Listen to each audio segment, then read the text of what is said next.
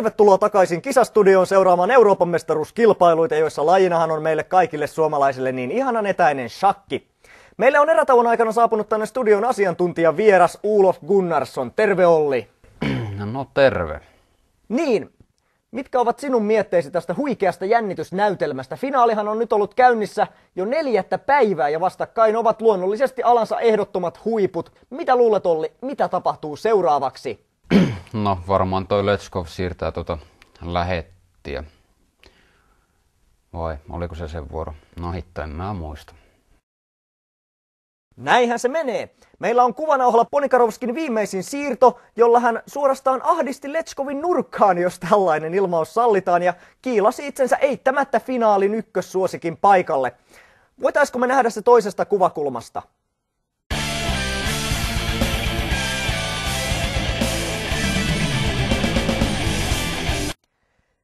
Siinä! Kerta kaikkiaan upeaa! Joo, siinä näkyy tosiaan toi schultzilaisuus. Se on toi ranneliike. Tosi sulava.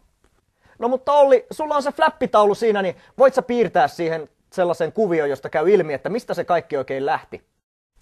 No tässä on tää mun taulu ja mä voin näyttää, tässä on tää solttu ja sit se menee tästä niinku tänne näin.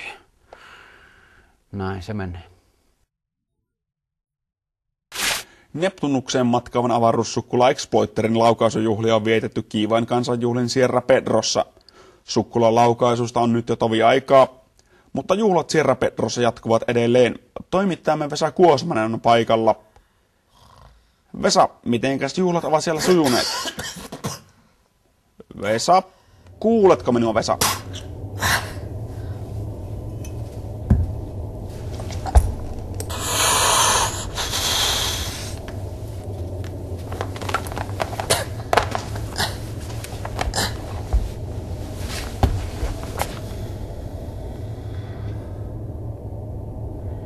Jaha.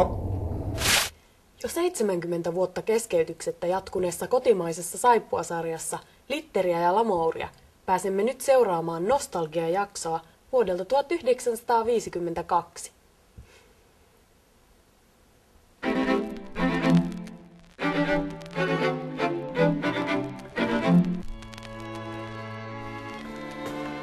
Pappa, mun tarvitsee perettaa sulle yksi juttu.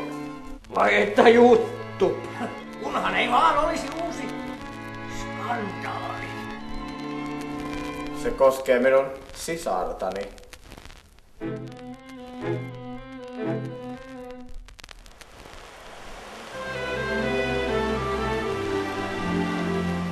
Oi joku pätkä valpuri.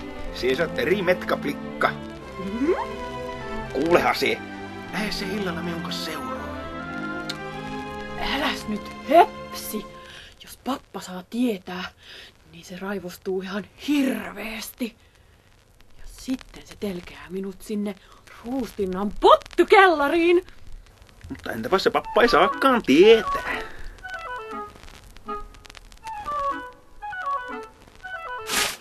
Mun valinta on Vesa. Me haistetaan kaikille pitkät pasket. Yes!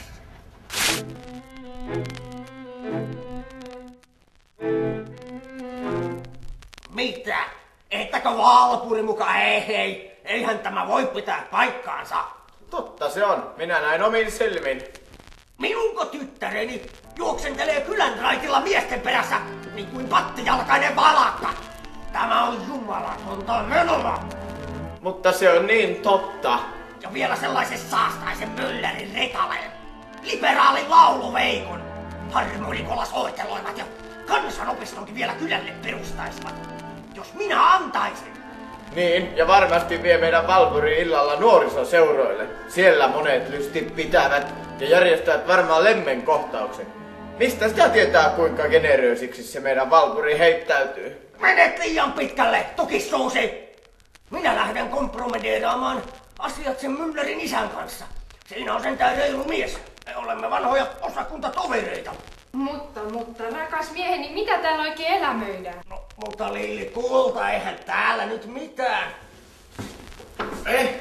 Pehtouri. Meitä on silloin 5-30 kiloa jauhoja. Jaha, vai jauhoja? Jauhoja, pehtori. Vehnä jauhoja.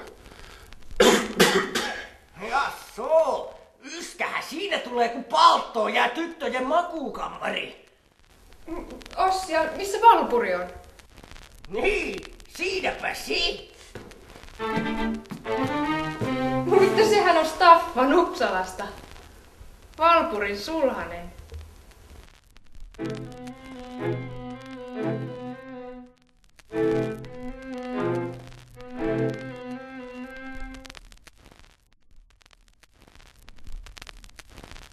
Ideahan tähän Drivein kirkkoon lähti ihan siitä puhtaasta syystä, että nykyyhteiskunnassa ihmisellä ei enää ole aikaa pitkiin seremonioihin tai hartauksiin, ja näin ollen me pyritään nyt tarjoamaan tässä hengellistä apua ja palveluksia tämmöisessä kompaktissa muodossa. Anteeksi, tuliko tää kastevesi mukaan vai kastatteko täällä? Myöskin lähdettiin siitä tarpeesta, että tarjotaan mahdollisimman monipuolisia eri palveluita ja nimenomaan otetaan huomioon kaikki eri uskontokunnat. No kun, sori, meikä on vasta harjoittelija, niin mä en vielä haltsaa näitä juutalaisrituaaleja. Ben, tuutko tähän kassalle? Elokuvan, joka on sykähdyttänyt ja innoittanut kokonaista kansakuntaa jo yli 3 sukupolven ajan. Tämäniltainen vieraani on viettänyt lähes koko elämänsä koulutuskeskuksessa, josta valmistui kylmän sodan aikana erikoisagentteja. Vieraani Frank Watson passitettiin keskukseen jo pikkulapsena, ja hän onkin keskuksen ehdotonta eliittiä. Hänestä on sanottu, että hän osaa ihan kaikkea, mitä ihminen vaan voi tehdä. Tervetuloa, welcome, multiskilled Frank Watson. Thank you. Elikkä kiitos. Suomen kieli oli osa koulutustani. Väite, että osaisit ihan kaikkea, mihin ihminen vain kykenee, kuulostaa aika hurjalta. Pitääkö väite paikkansa? Kyllä vain, yes indeed. No, sitten tämän.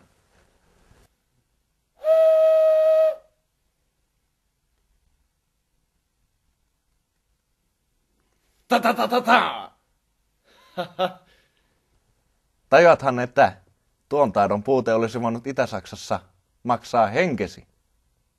Pässi!